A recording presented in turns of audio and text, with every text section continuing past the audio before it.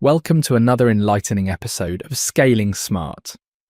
I'm your host, Oliver the Owl, your friendly guide through the fascinating world of business growth and strategy. As a wise old owl, I've seen many entrepreneurs soar to great heights, and some who've taken a tumble.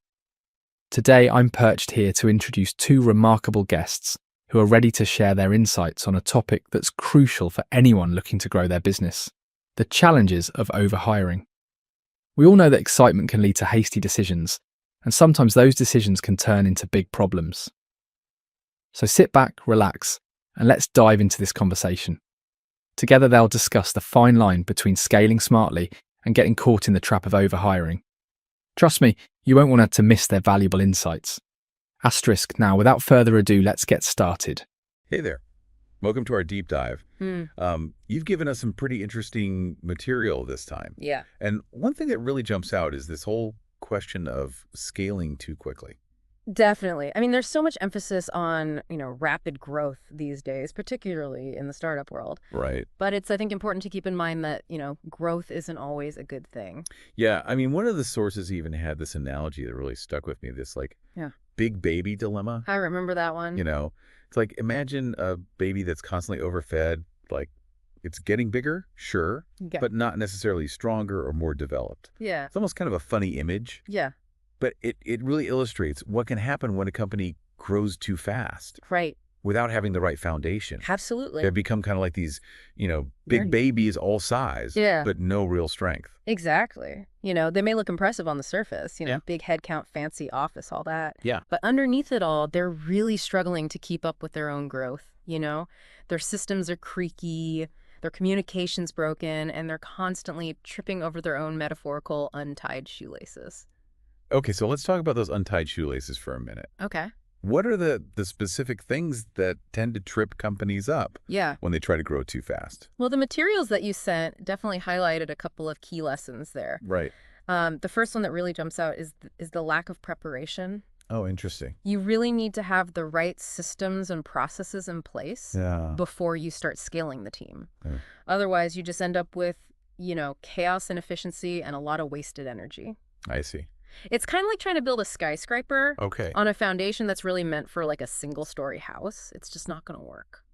That's a great analogy. Yeah. And it's interesting because we often think of startups as being so, agile and adaptable. Right. But I can see how if you grow too quickly without the right structure, you could actually become less flexible and less responsive. Oh, absolutely. And another key lesson that came up in those materials is the importance of focusing on value over numbers. Yeah. Every new hire needs to be adding, real value to the company. Right. It's not just about filling seats or trying to look impressive with a big head count. It's about bringing on people who can genuinely contribute to the company's success. So it's kind of like quality over quantity, both in terms of the people that you hire and the growth that you're pursuing. Exactly. And that really ties into the third lesson, which is that bigger isn't always better. Right.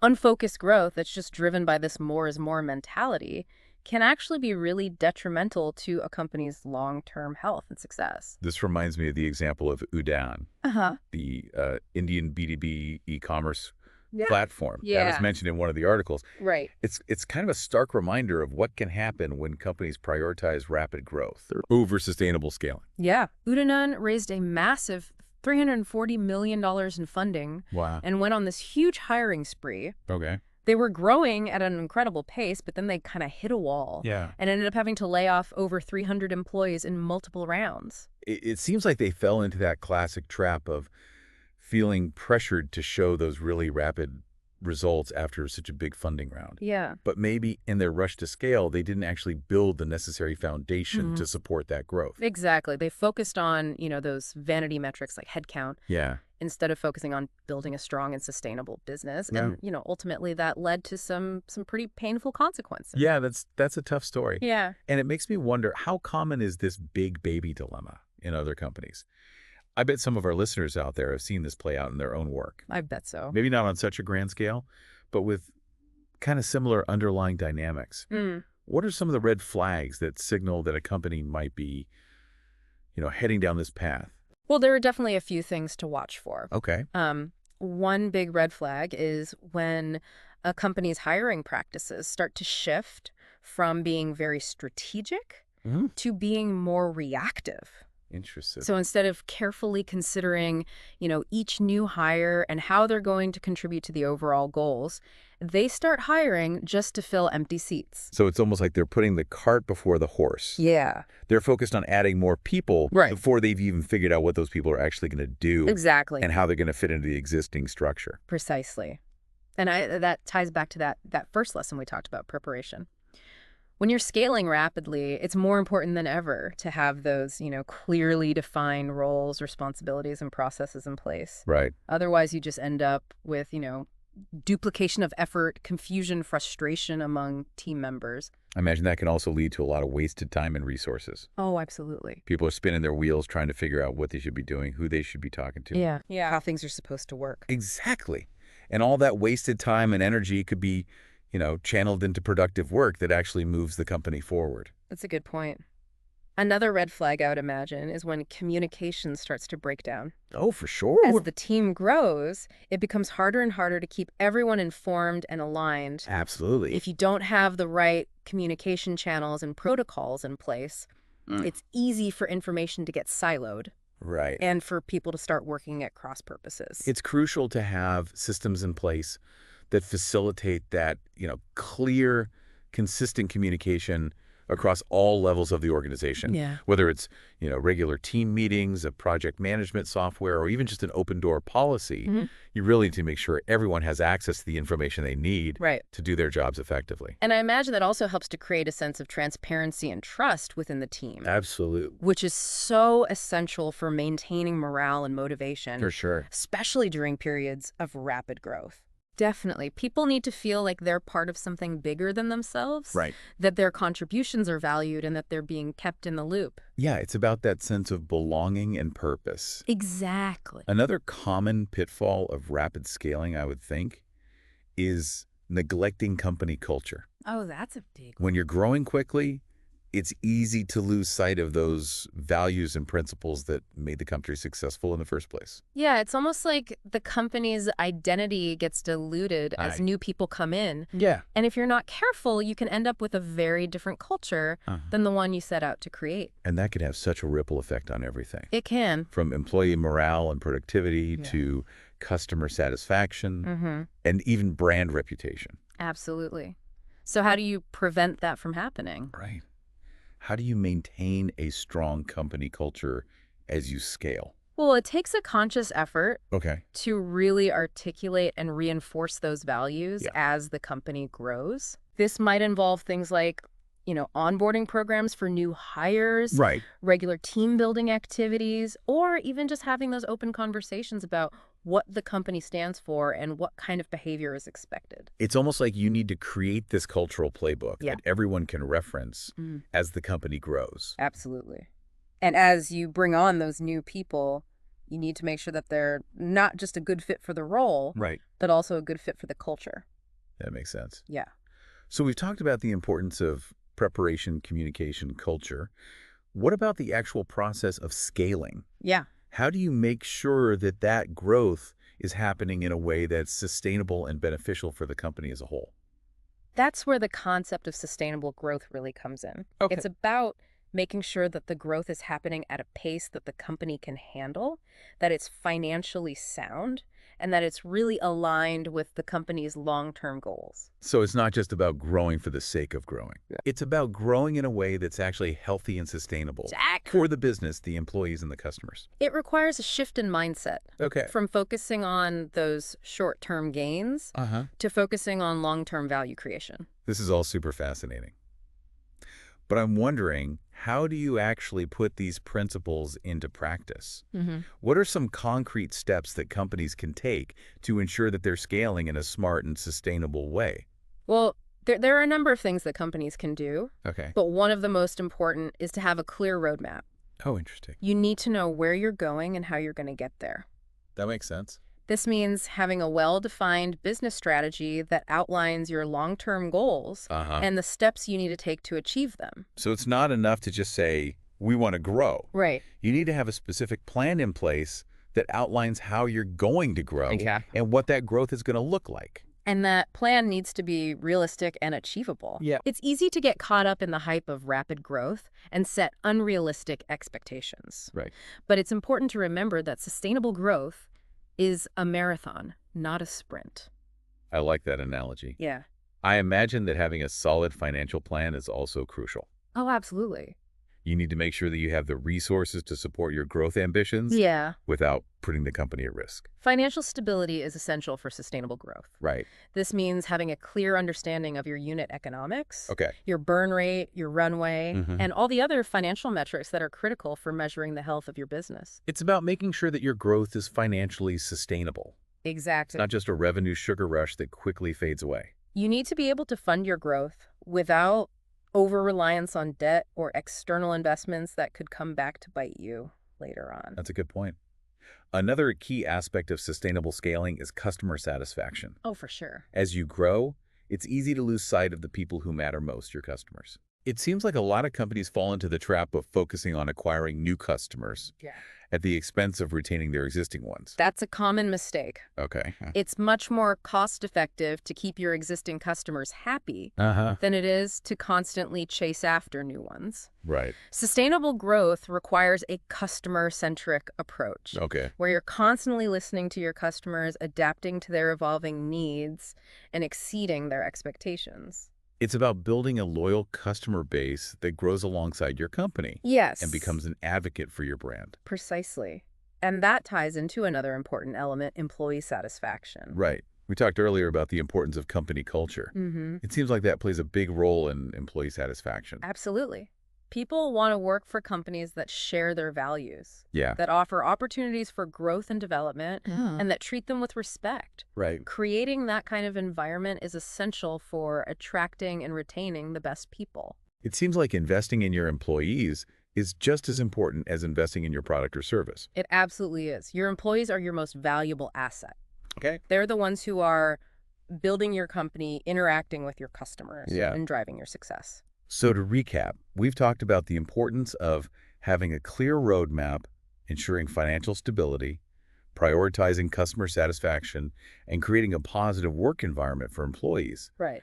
It seems like sustainable growth requires this kind of holistic approach It does. that takes all of these factors into account. And it also requires a long-term perspective. Okay. Sustainable growth isn't about quick wins or overnight success. Right. It's about building a company that's built to last, that can weather the inevitable storms, Yeah. and that continues to thrive for years to come. It's about creating a legacy, not just a fleeting moment of glory. That's a great way to put it. This has been such an insightful deep dive. Yeah, it's been fun. Thank you so much for sharing your expertise with us. My pleasure. I know our listener has a lot to think about and apply to their own business journey. I hope so. And for our listener, remember, scaling a business is a complex process. Yeah. But by focusing on sustainable growth, you can avoid the big baby dilemma and build a company that's both successful and fulfilling. Till next time, keep learning, keep growing, Keep growing. and keep diving deep. Absolutely. Yeah, it's definitely more common than people realize. Oh, really? Yeah.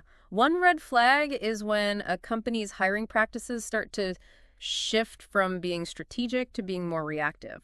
Okay, so instead of carefully considering each new hire and how they're going to contribute to the big picture, Right. they just start hiring to fill empty seats. Exactly. Yeah, it's like they're putting the cart before the horse. They're Right. so focused on adding people, but they haven't really thought through what those people are actually going to do, Yeah. how they're going to fit into the existing structure. And that ties back to that first lesson we talked about, preparation. When you're scaling rapidly, it is so important to have those clearly defined roles and responsibilities and processes in place. Right. Otherwise, you just end up with duplication of effort, confusion, frustration among team members. And I bet that leads to a lot of wasted time and resources too, Absolutely. right? People are spinning their wheels trying to figure out what they should be doing, who they should be talking to, how things are supposed to work. Yeah, all of that wasted time and energy could be channeled into productive work that actually moves the company forward. Okay, so another red flag then would be when communication starts to break down. Oh, for sure. As the team grows, it just becomes more and more challenging to keep everyone informed and aligned. Yeah, because if you don't have the right communication channels in place, It's easy for information to get siloed Right. and for people to be working at cross purposes. Absolutely. It's crucial to have systems in place that facilitate clear, consistent communication across all levels of the organization. So whether it's regular team meetings, project management software, even just an open door policy, Right. it's about making sure that everybody has the information they need to do their jobs effectively. Exactly. And that also helps to build that sense of transparency and trust within the team, which is so essential for morale and motivation, especially during those periods of rapid growth. Yeah.